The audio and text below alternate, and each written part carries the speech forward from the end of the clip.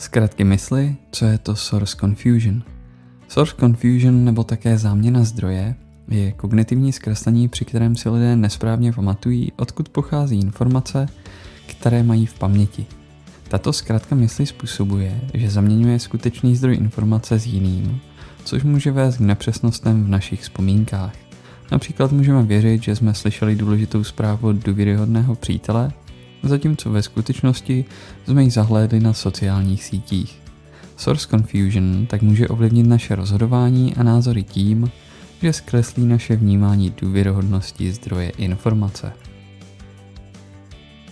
Zkratky mysli, source confusion, příklad.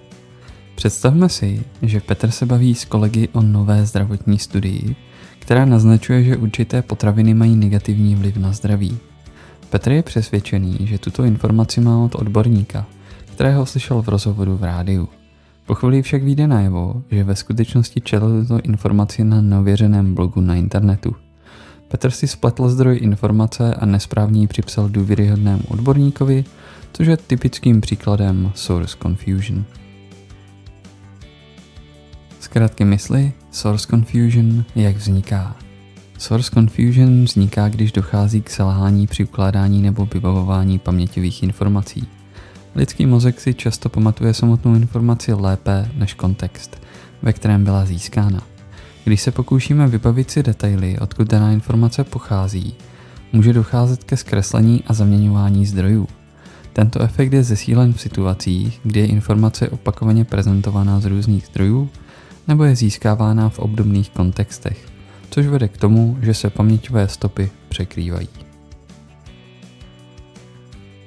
Zkratky mysli, source confusion, na co si dát pozor. Je důležité být obezřetní při vybavování informací, zejména pokud jde o důležité rozhodování nebo sdílení informací s ostatními. Pokud si nejsme jisti, odkud pochází určitá informace, měli bychom si ji raději znovu ověřit, než ji považovat za pravdivou. Source confusion může vést k šíření dezinformací nebo mylných představ, což může mít negativní dopad na naše rozhodování a vztahy s ostatními. Kritické myšlení a ověřování zdrojů jsou klíčové k minimalizaci kognitivního zkreslení. Zkratky mysli, source confusion, jak jej můžeme využít. Source confusion může být využita v oblastech, jako je marketing, politika nebo média, kde se může ovlivňovat veřejné mínění.